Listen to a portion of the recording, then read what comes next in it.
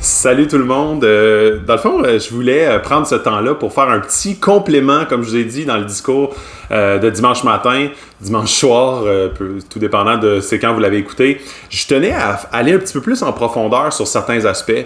Le texte est un texte hyper riche, super intéressant. Il y a plein de choses dans ce texte-là et je trouvais qu'en 35-40 minutes, j'avais pas le temps de couvrir certains éléments que je trouvais névralgiques pour nous en tant que chrétiens pour voir de quelle façon le texte de Daniel devient encore plus vivant, encore plus concret. Donc, ce que je vais faire dans les prochaines minutes, c'est vraiment de reprendre certains aspects du discours, certaines choses du passage, certaines leçons qu'on peut apprendre à travers ce texte-là pour qu'on puisse, au final, en ressortir plus grandi. Donc, que vous puissiez prendre vos Bibles, prendre votre application YouVersion et on va repasser à travers certains versets clés du passage. Alors, je recommence avec Daniel 6. Et juste pour vous mettre dans le contexte un petit peu, on est dans une série et on finit la série aujourd'hui avec « Vive pour Dieu dans un monde sans Dieu ». Alors, je vais reprendre certains aspects clés du passage et je commence par le verset 10 et 11. Vous savez, le roi a mis en place une loi. Il y a les collègues de Daniel qui voulaient un peu mettre de côté Daniel. Daniel est rendu vieux, il a 85 ans à peu près. Et là, t'as ses collègues qui ont réussi à faire passer une loi pour éliminer Daniel. Alors, on arrive au verset 11 et 12 du chapitre 6. « Lorsque Daniel fut au courant de la rédaction de ce décret, il se retira dans sa maison où les fenêtres de la chambre à l'étage étaient ouvertes dans la direction de Jérusalem. 3 fois par jour, il se mettait à genoux, priait et exprimait sa reconnaissance à Dieu, tout comme il le faisait avant.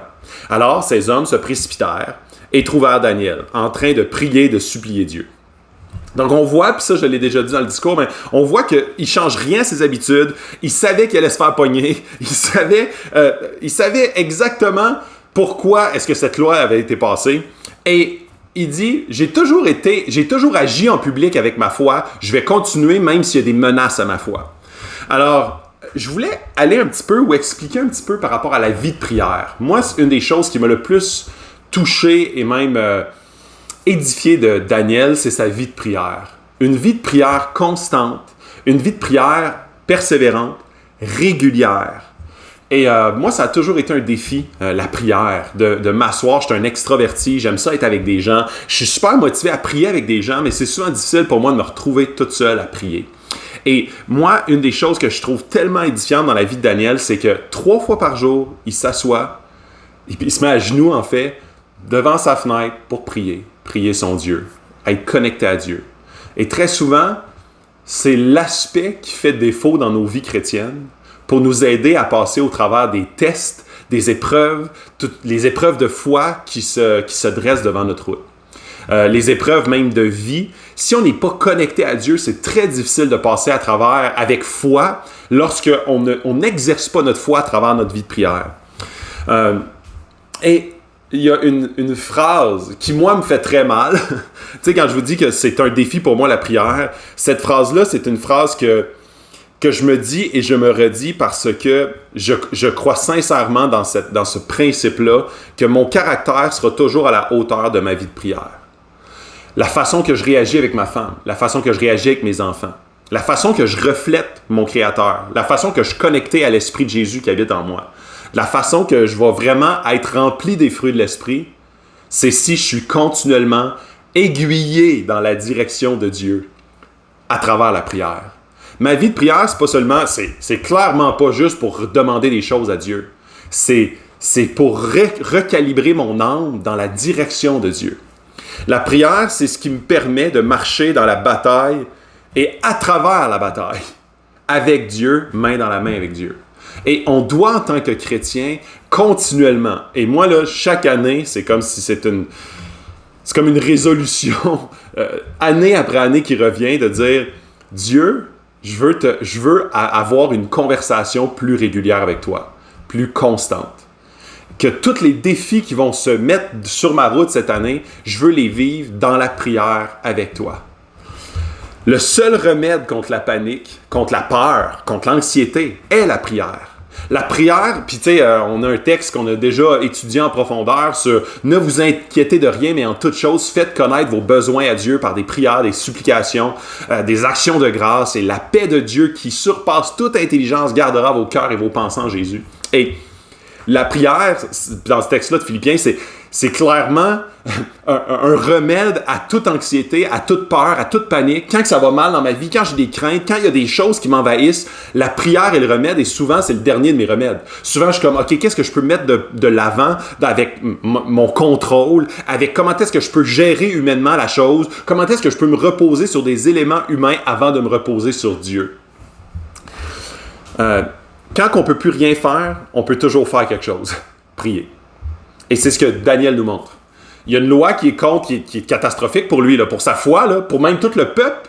Cette loi-là que le roi a édictée, c'est catastrophique pour la foi des Juifs. Qu'est-ce que Daniel s'en va faire? Il s'en va prier. Je l'ai dit dans le discours ce matin, il aurait pu revendiquer, utiliser la politique, la communication, il aurait pu utiliser toutes sortes d'autres de stratégies qui sont possiblement bonnes. La première stratégie de Daniel, la prière.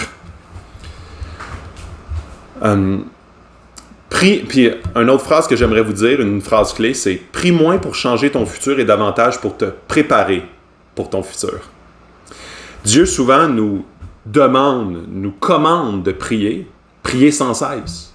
C'est pas juste une suggestion style « Si tu veux avoir une vie de chrétienne épanouie, tu devrais prier. » Non, c'est « Prie. Prie tout le temps. Prie sans cesse. Prie jour et nuit. Veillez et priez. En tout temps, prie. » Alors, pour le chrétien, c'est pas une suggestion, c'est impératif. Notre vie chrétienne, c'est sûr et certain qu'elle va dépérir si elle n'est pas branchée dans une communion intime avec Jésus. Et la prière est moins pour changer le futur et davantage pour nous préparer au futur que l'on va subir, que l'on va vivre.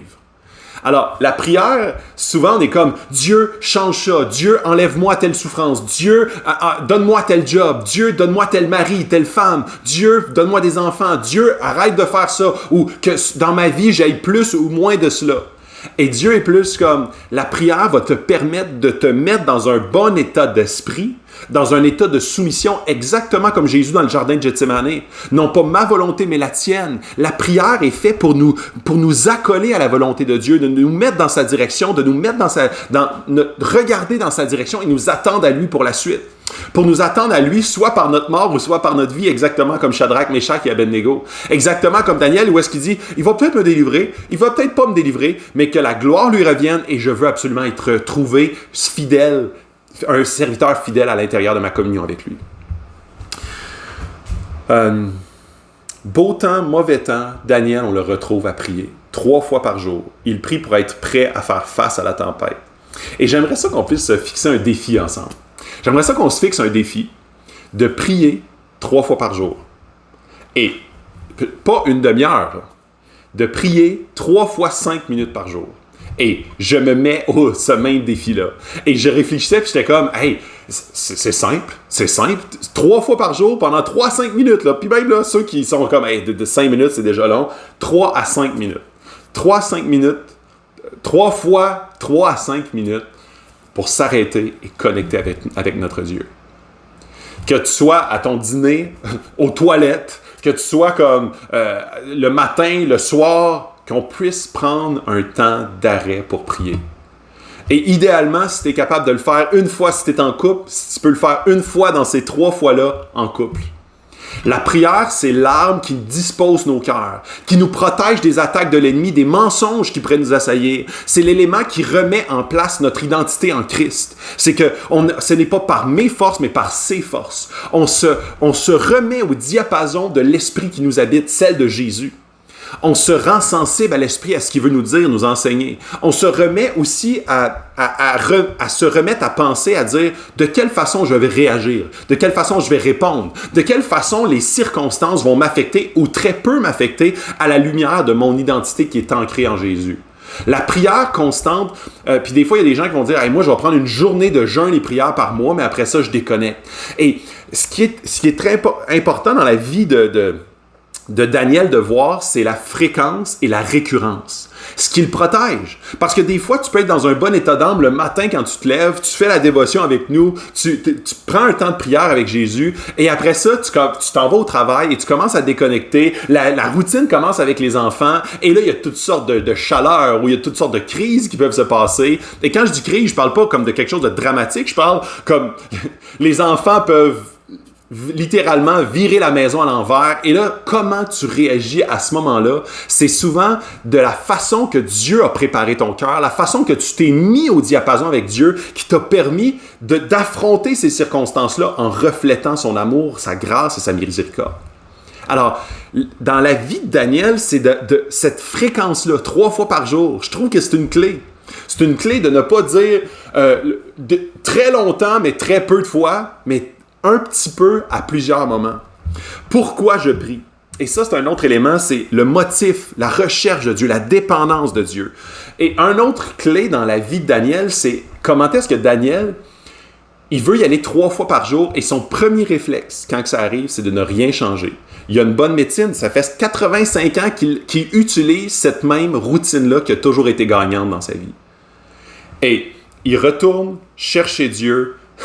Quand il y a une loi qui est contre lui, quand il y a une loi qui est pour lui, quand il y a des bons jours comme il y a des mauvais jours, il retourne chercher la face de Dieu. Et comment je prie?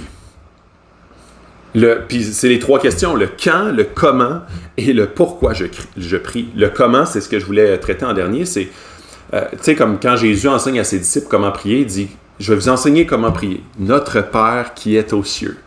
Mon papa. Et ça, je ne ferai pas un discours sur la prière, en tout cas ce matin ou ce soir, je ne sais pas trop. Mais je ne veux pas faire une complète aparté sur le Notre Père puis tout le décortiquage de ça. Mais je trouve tellement que juste ces 2 premiers mots-là, Notre Père, viens à Dieu comme un papa. Viens à Dieu lui parler comme un papa qui veille sur toi, qui veut prendre soin de toi, qui veut t'écouter dans tes crises, dans tes peurs, dans comment tu te sens, dans ta colère. Et il veut t'aiguiller là-dedans, il veut t'épauler, il veut t'amener à changer ton regard des circonstances. Donc, notre comment on prie, c'est avec une attitude d'enfant qui va voir son papa. Une disposition de cœur dans l'attente que Dieu va faire quelque chose. Puis, notre focus est mis sur sa gloire et non pas sur mon confort. Et là, on arrive dans le verset 13. Puis ils se présentèrent devant le roi, donc ses collègues de travail, les satrapes, devant le roi et lui parlèrent de l'interdiction royale. N'as-tu pas écrit une interdiction d'après laquelle toute personne qui, dans l'espace de 30 jours, adresserait des prières à un autre Dieu ou homme que toi, roi, serait jeté dans la fosse aux lions? Le roi répondit, cet ordre est aussi sûr que la loi des Mèdes et des Perses qui est irrévocable.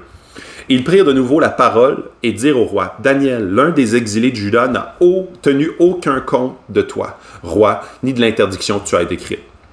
Et il a fait sa prière 3 fois par jour. Le roi fut très attristé. Quand il entendit cela, il prit à cœur de délivrer Daniel, et jusqu'au coucher du soleil, il s'efforça de le sauver. Mais ces hommes insistèrent auprès du roi et lui dirent, « Sache, roi, que d'après la loi des Mèdes et des Perses, aucune interdiction ni aucun décret confirmé par le roi ne peut être modifié. » Alors le roi donna l'ordre de faire venir Daniel et de le jeter dans la fosse aux lions. Le roi dit à Daniel, « Que ton Dieu, que tu sers avec persévérance, veuille te délivrer. » Je trouve ça intéressant de voir 3 réactions différentes de 3 hommes différents. Le roi Darius. Le premier réflexe devant la crise, c'est la peur et l'anxiété. Comment je pourrais le sauver? Quelle gaffe j'ai faite? J'ai édicté une loi, je me suis fait embourber, et là, tu vois qu'il tombe dans... Il est troublé, premièrement, il dort pas de la nuit, vous allez le voir, et il se sent coupable, il cherche un remède humain à une crise humaine. Alors, il cherche partout, il essaie de faire des pieds et des mains pour sauver Daniel. Tu as les politiciens, les satrapes, tous les collègues de Daniel qui, eux, disent, ils ont foi en eux. Et eux, tout le long, ils mettent des stratégies, ils planifient, ils mettent des lois légales pour accomplir leur plan. Et finalement, tu as Daniel, qui lui a une foi en Dieu. D'une façon très humble, il regarde à Dieu pour la suite. Il s'en va dans sa chambre, puis il sait que cette loi-là est directement reliée à lui. Il a une confiance inébranlable, une opinion des autres très faible. Il est comme, je sais qu'il m'aime pas à face, mais il ne change rien à son comportement et il n'a même pas de colère, on dirait, envers eux. Il est pas comme, ah ben mes maudits chiens sales. Non, non. Il est complètement détaché de la colère humaine parce qu'il sait qu'il joue dans un monde qui rejette Dieu. Donc, on le sait qu'on va être une odeur de vie ou une odeur de mort.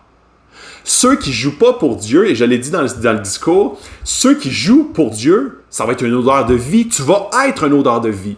S'il y a des gens autour de toi qui ne jouent pas pour Dieu, tu vas être une odeur de mort.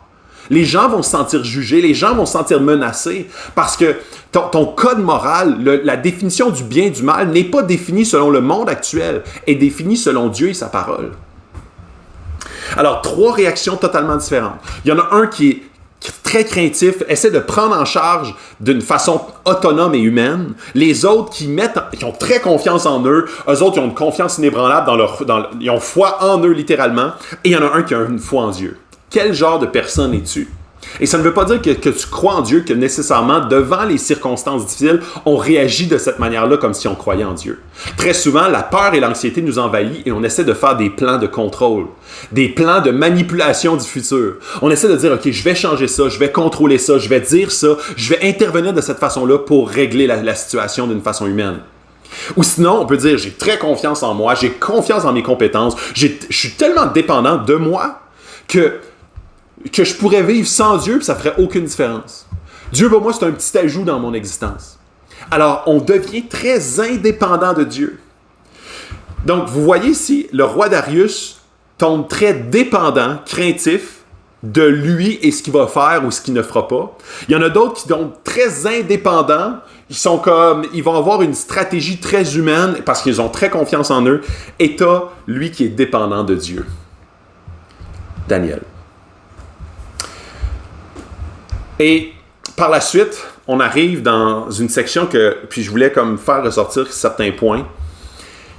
Vous savez, Daniel, une des leçons qu'on voit le plus dans toute sa vie, c'est à quel point il se tient debout.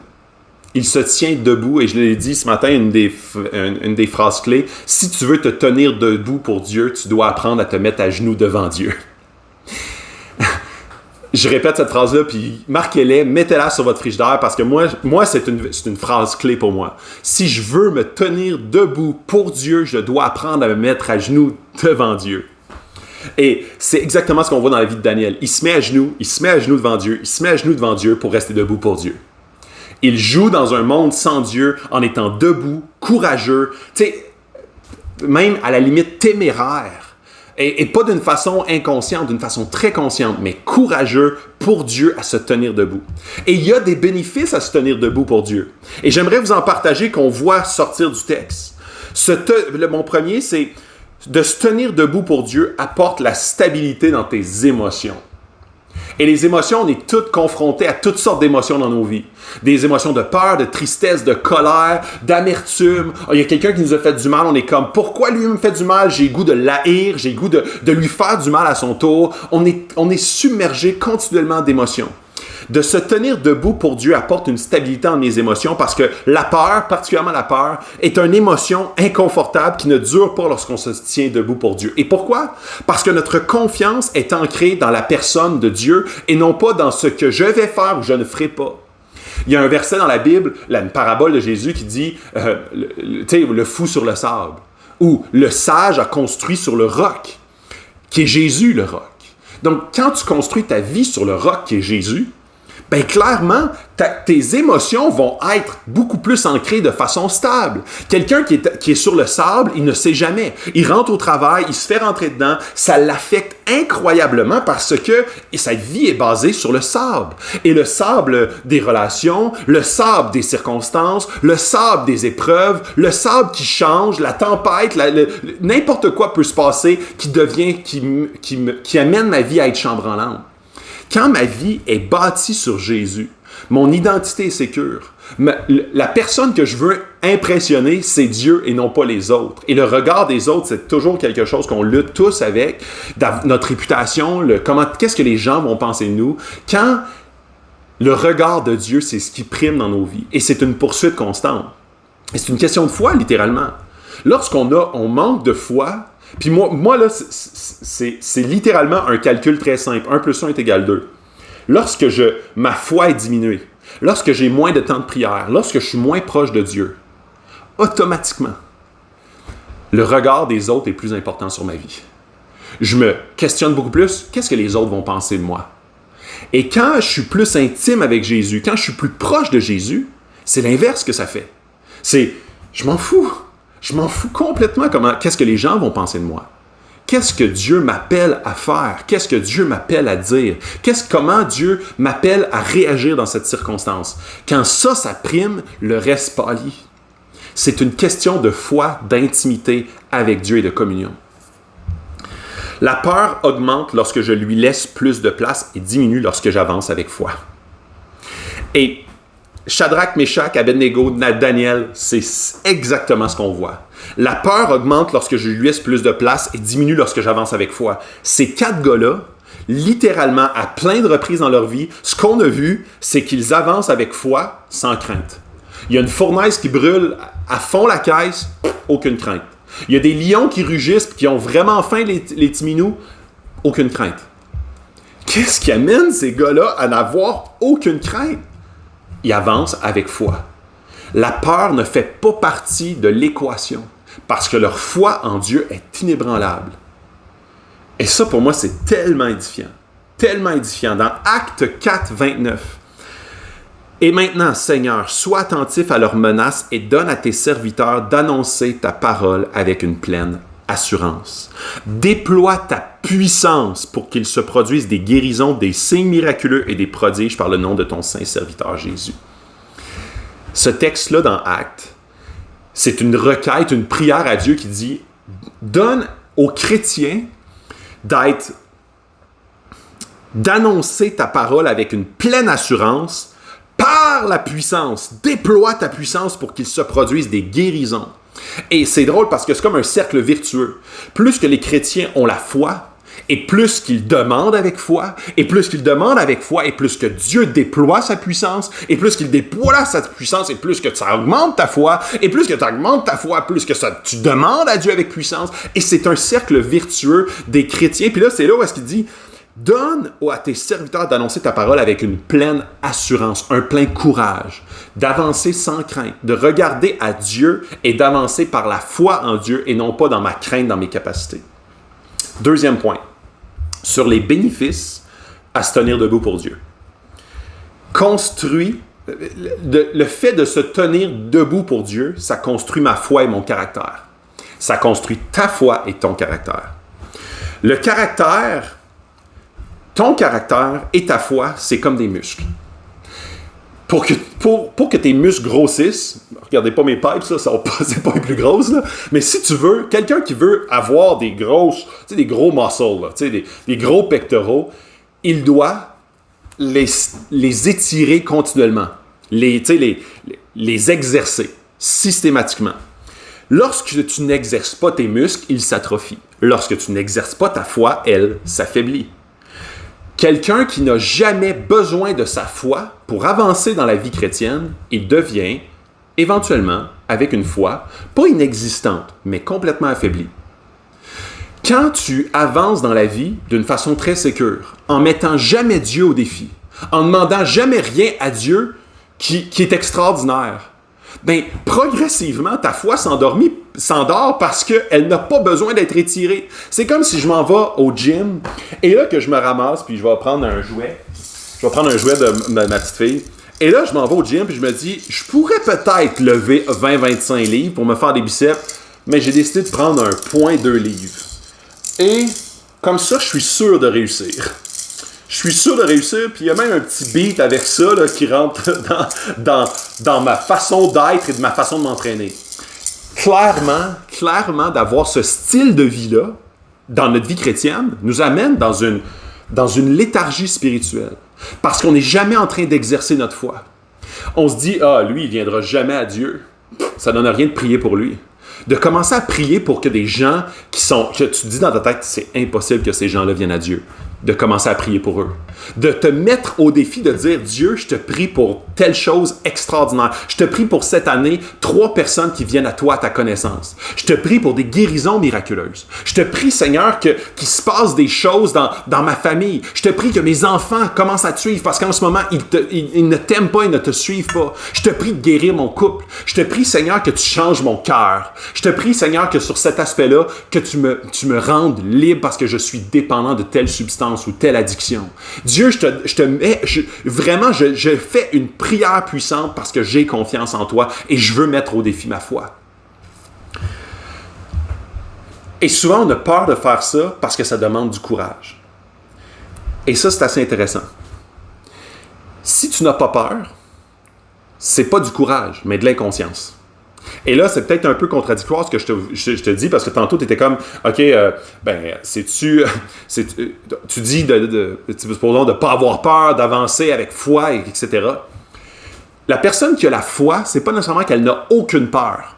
C'est qu'elle décide volontairement de faire confiance à Dieu et d'avancer malgré la peur. Et la peur s'estompe parce que la foi en Dieu est plus grande que ma peur qui me paralyse. Dans ce même sens-là, pour être courageux, tu dois avoir peur. Parce que si tu n'as pas peur, c'est pas quelque chose qui est une menace. En tout cas, c'est pas une perception de menace pour toi. Par contre, quand il y a quelque chose qui te fait peur et que tu décides volontairement d'avancer avec foi, c'est là où est-ce que tu démontres ton courage et tu démontres ta foi en Dieu. Et c'est là où est-ce que ta foi s'exerce. Parce que tu décides, malgré la peur, d'avancer par la foi. Je marche par la foi et non par la vue. Alors, supposons que tu as un diagnostic de cancer. C'est normal que tu aies une grande peur. Mais la façon que tu vas avancer dans cette maladie-là va démontrer soit ton courage, et des fois, on a comme des phrases un peu classiques là, ou des façons d'aborder la crise ou la douleur. Souvent, c'est comme, non, aie la pensée positive, pense positif, pense que ça va aller bien, puis essaie de le nier. Et ça, ce n'est pas d'être courageux, c'est d'exercer notre inconscience à la situation réelle. Dieu, ce qu'il nous dit, c'est beaucoup plus de dire, la vraie foi, c'est d'être très conscient de ce qui se passe, de l'actuel, de la situation actuelle. Donc, ce n'est pas d'être dans le déni, ce n'est pas être dans la fuite, c'est de vraiment être conscient de la situation, de possiblement ressentir de la peur, de ne pas se laisser gouverner et être dépendant de cette peur-là pour avancer ou d'être paralysé et de rester sur l'arrière. Le vrai courage se voit lorsque tu éprouves la peur, mais que tu ne laisses pas la peur te gouverner. Et tu avances par la foi avec courage. Et c'est exactement ce que Daniel a fait. Daniel est allé se ressourcer, s'énergiser dans la prière pour dire c'est en toi que j'ai la foi et maintenant, peu importe ce qui arrive, je vais agir par la foi avec courage. Malgré le lion, ça devait pas être super le fun pour Daniel de dire je vais être dans la fosse au lion. Il y a possiblement une peur qui était là grande. Il ne savait pas qu'il allait se faire délivrer lui d'emblée. Mais il a décidé de marcher par la foi. Dans 2 Timothée 1,8, n'aie donc pas honte du témoignage à rendre à notre Seigneur, ni de moi, son prisonnier, mais souffre avec moi pour l'Évangile en comptant sur la puissance de Dieu. C'est ça le courage. C'est d'avancer en comptant sur la puissance de Dieu pour chacun de mes pas. Et la puissance, c'est pas nécessairement l'éclair qui tombe du ciel. Parfois, la puissance, c'est de dire, Dieu, donne-moi de me maîtriser dans cette situation-là. Dieu, donne-moi de ne pas céder à la tentation. Dieu, donne-moi d'avoir une maîtrise de moi sur mes yeux, sur mes paroles, sur mes émotions. Qu'est-ce que tu es prêt? C'est une question que je vous pose. Qu'est-ce que tu es prêt à perdre pour Dieu? Est-ce que tu es prêt à perdre ta réputation pour Dieu? Que les gens te trouvent pas vrai. T'es donc bien dupe de croire à ça. Tu crois réellement en Dieu. Ouf! De te faire moquer de toi. D'avoir l'opinion des autres qui est très faible à ton sujet. Souvent, on n'est pas prêt à abdiquer ou à laisser notre réputation de côté. Et c'est exactement ce que dans 2 Timothée 1,8 écrit « N'aie pas honte du témoignage de notre Seigneur. N'aie pas honte, ni de moi son prisonnier, mais souffre avec moi pour l'Évangile en comptant sur la puissance de Dieu. » C'est une belle prière pour chacun d'entre nous, chrétiens, de dire on veut Ne pas avoir honte. Oui, c'est un beau verset, mais c'est pas facile à faire dans le quotidien. C'est pas facile à dire qu'on est chrétien. C'est pas facile à dire « je crois en Jésus ». Troisième point, les bénéfices de rester debout pour Dieu. Ça donne l'opportunité à Dieu de se révéler et de faire un miracle. Quand tu joues toujours safe, c'est dur de voir et de t'attendre à une intervention de Dieu. Parce que tu n'as pas besoin de Dieu. Tu n'as pas besoin d'intervention de Dieu dans ta vie. Quand tu joues sur le bord du ravin, là, puis je dis pas ça d'une façon téméraire où tu tentes Dieu, mais où est-ce que tu mets Dieu au défi et t'avances avec foi et tu demandes des choses puissantes à Dieu d'accomplir. Ne sois pas dans la crainte de faire tanguer le bateau quand Jésus est ton capitaine. Quand tu es ancré en Jésus et Jésus est surpuissant, Dieu est tout-puissant, c'est là où est-ce que tu deviens de moins en moins craintif d'avancer dans la vie avec confiance, confiance dans le lendemain, confiance dans l'après-midi, parce que tu sais que ton capitaine, c'est Jésus. Tu veux faire du surf, mais tu restes dans la barboteuse. Ça, souvent, c'est notre situation en tant que chrétien. On est comme, moi, je veux faire du surf, je veux vaguer, je veux surfer sur la vague, mais on reste dans la barboteuse. Puis on sort notre planche, puis notre planche, ça peut être notre Bible, ça peut être nos principes chrétiens, et là, on se met dans la barboteuse. Puis on est comme, on attend la vague. On n'est pas dans le bon endroit pour avoir la vague. On n'est pas dans le bon endroit pour se mettre au défi qu'il va y avoir une vague qui va arriver. Par contre, quand tu es à la salle à dîner, au travail, et que là, il y a un sujet qui débarque, et que là, il y a une belle opportunité pour dire que toi, tu es un chrétien.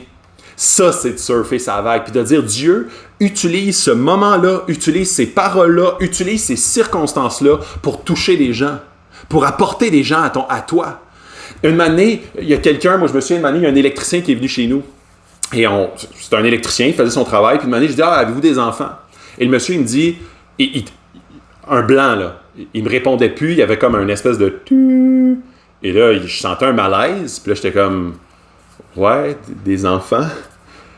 Et là, il devient très ému, puis il dit, cette semaine, ma plus vieille fille de 18 ans s'est enlevée la vie.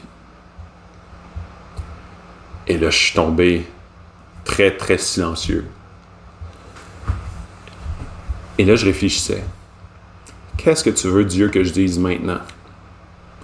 Qu'est-ce que cet homme-là a besoin? Et non, il n'y a pas besoin de se faire dire des belles paroles. Il n'y a pas besoin de faire dire « Ah, ça va bien aller. Ah,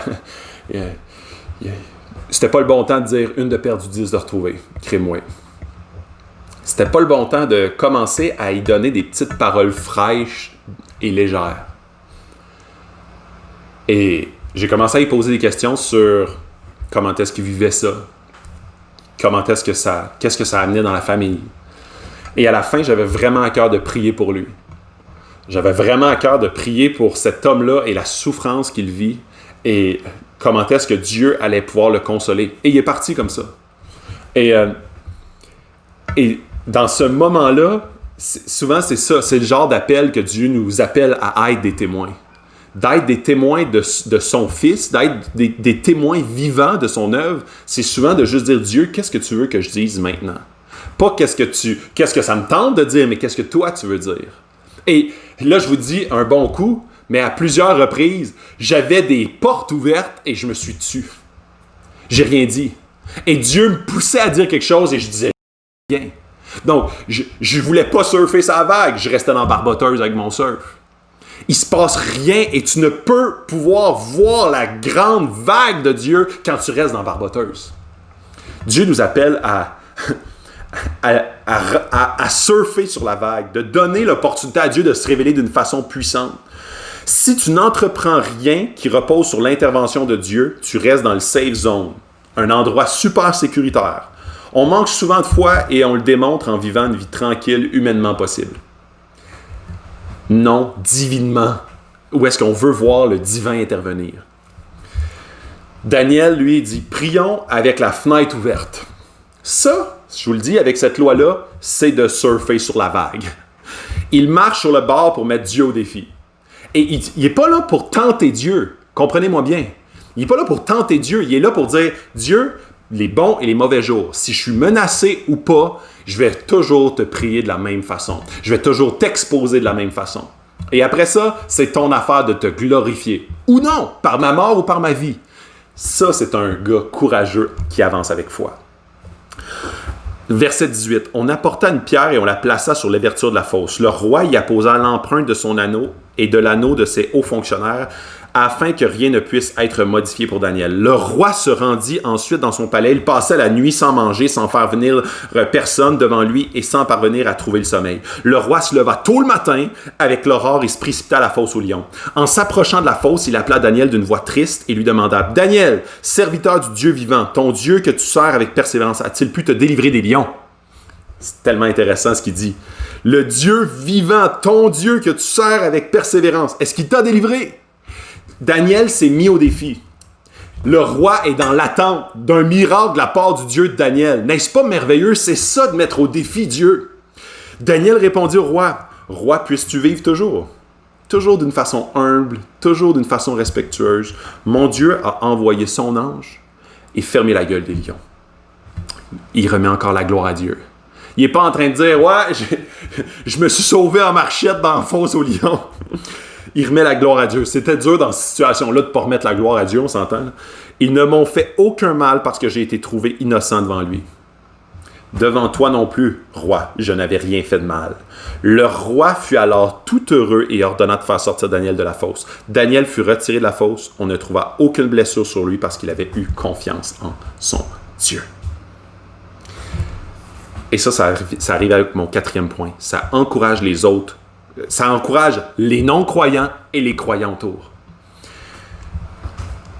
C'est extraordinaire de voir, puis ça me fait penser, puis mon premier point, ça encourage les croyants autour, c'est, voyez comment un peu comme Braveheart, tu sais, dans Braveheart, je sais pas si vous en souvenez, Cœur vaillant, un film avec Mel Gibson, il y a une vingtaine d'années, tous les Irlandais avaient peur.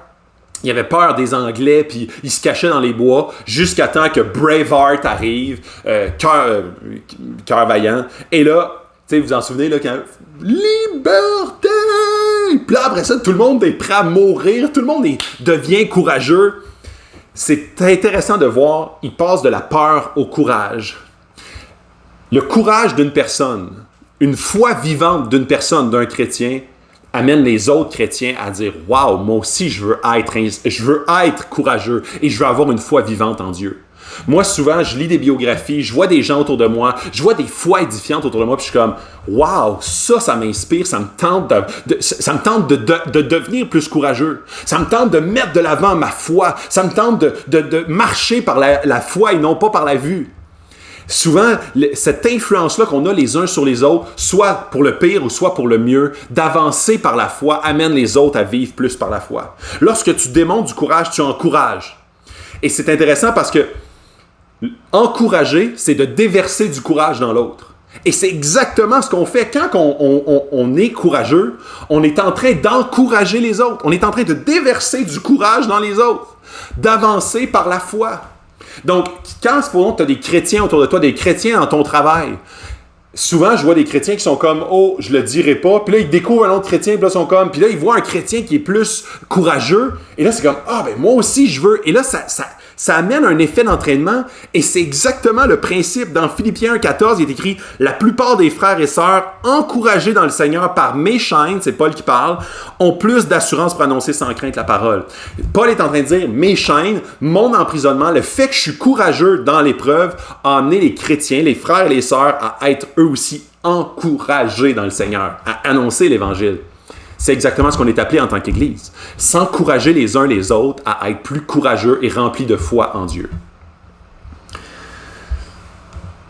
Et c'est un exemple puissant pour les non-croyants. Et ça, c'est le 5e point. C'est un exemple puissant pour les non-croyants, puis c'est exactement ce qu'on a vu dans la vie de Darius, le roi Darius. Le roi Darius est comme, il est devenu un croyant. Le verset 26, puis là je vous le lis, le roi Darius écrivit à tous les peuples, à toutes les nations, aux hommes de toute langue qui habitaient tout l'empire, que la paix vous soit donnée en abondance. J'ordonne que dans toute l'étendue de mon royaume, on ait de la crainte et un profond respect pour le Dieu de Daniel. En effet, il est le Dieu vivant et il subsiste éternellement. Son royaume ne sera jamais détruit, sa domination durera jusqu'à la fin. Et ça, c'est pas... Si c'est pas une puissance déployée envers un roi qui était païen, un roi horrible, un roi qui avait fait des atrocités. Là, tu le vois qui est comme, boum, croyez dans le vrai Dieu vivant. C'est drôle parce que Daniel a été fidèle toute sa vie. À 85 ans, c'est le geste le plus courageux qu'il a fait de toute sa vie. Et c'est le geste qui a eu le plus d'impact aussi de toute sa vie. Et des fois, on est comme, hey, à 85 ans, c'est le temps de prendre ça plus relax, je suis le déclin. Daniel a littéralement changé le cours de ce peuple-là en étant courageux à l'âge de 85 ans. Et je trouvais ça édifiant, encore une fois, de dire, peu importe ton âge, t'es un jeune adulte, t'es un adolescent, t'es un adulte de 50 ans, t'es un grand-père, une grand-mère de 85 ans, Dieu peut se servir de toi d'une façon puissante et extraordinaire. Wow! Dans Acte 4:13, c'est lorsqu'ils virent l'assurance de Pierre et de Jean, ils furent étonnés car ils savaient que c'étaient des hommes du peuple, sans instruction. Et ils les reconnaissaient pour avoir été avec Jésus.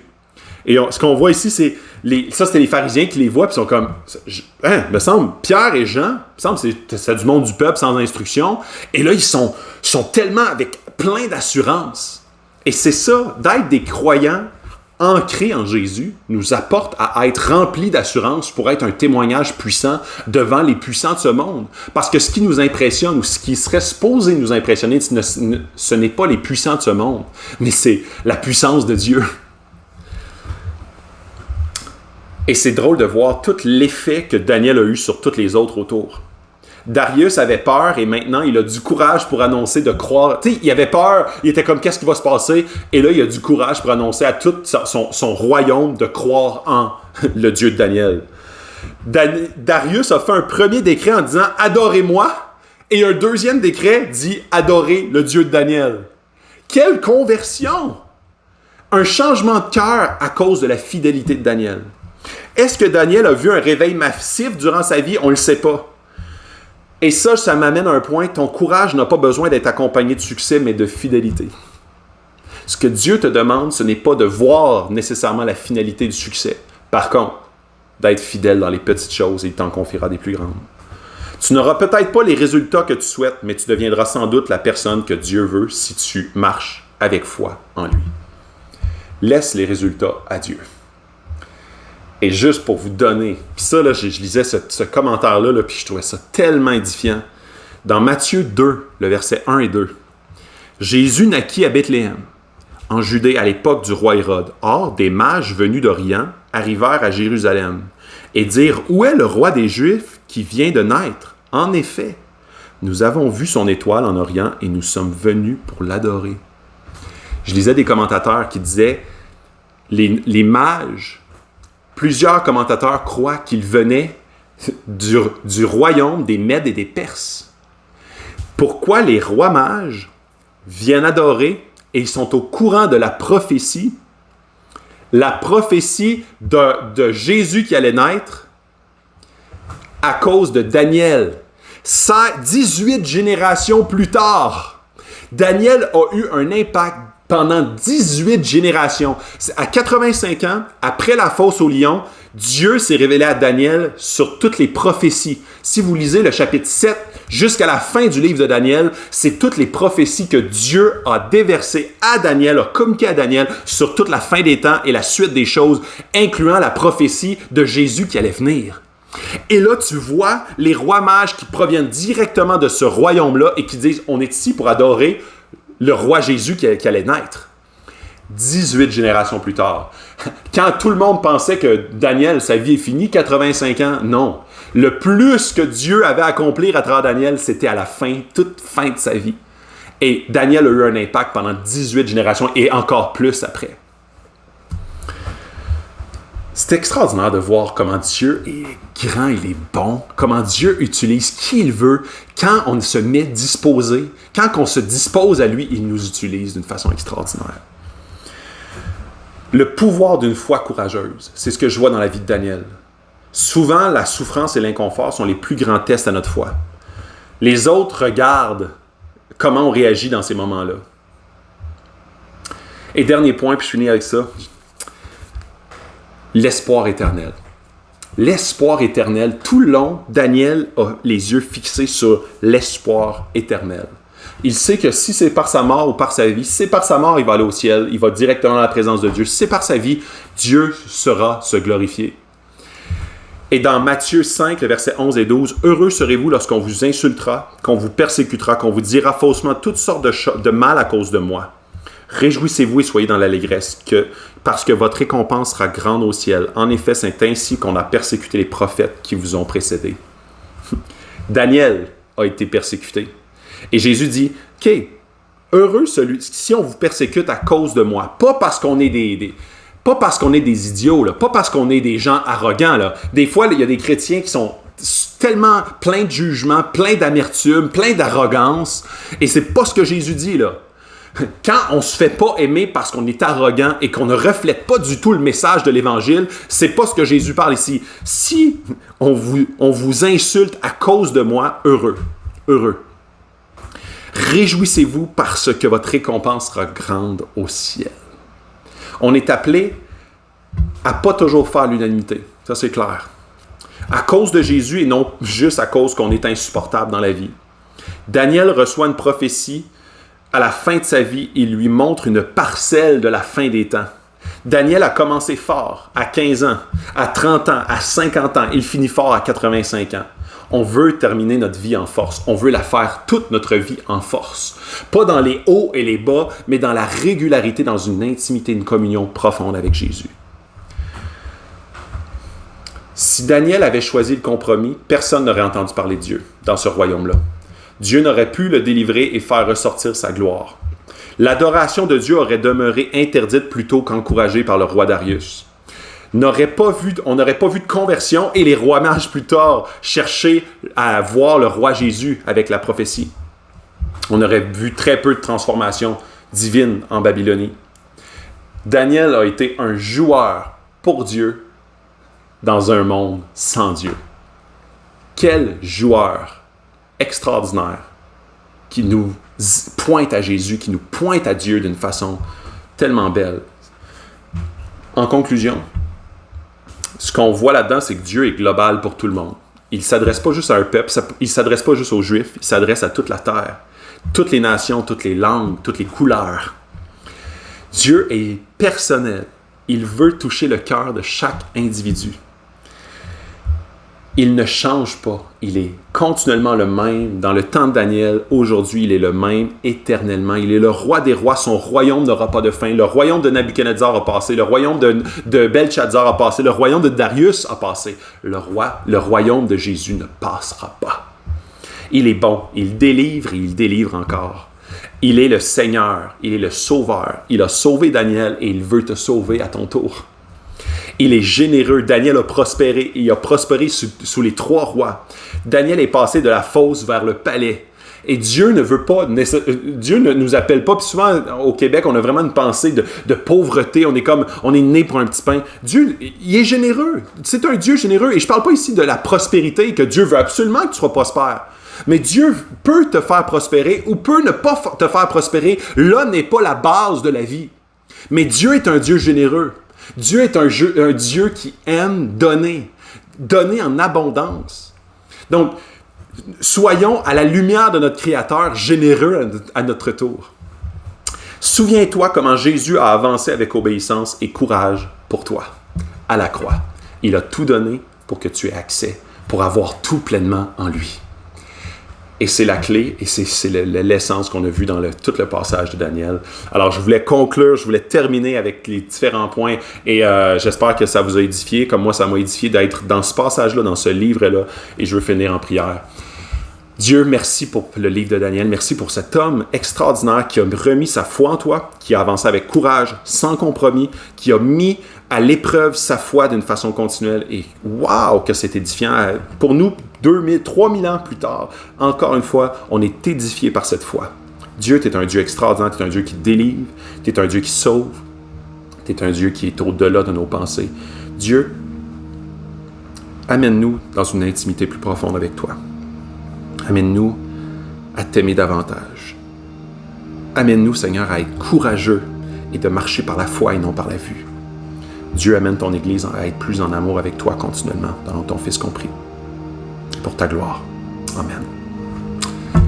Alors, bonne journée à tous. Ça a été un plaisir d'être avec vous. Bye bye.